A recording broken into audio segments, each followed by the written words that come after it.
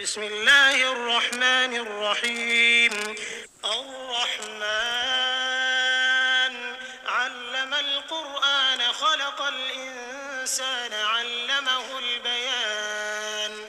الشمس والقمر بحسبان والنجم والشجر يسجدان والسماء رفعها ووضع الميزان ألا تطغوا في الميزان وأقيموا الوزن بالقسط ولا تخسروا الميزان والأرض وضعها للأنام فيها فاكهة والنخل ذات الأكمام والحب ذو العصف والريحان فبأي آلاء ربكما تكذبان خلق الإنسان من صلصال كالفخار وخلق الجان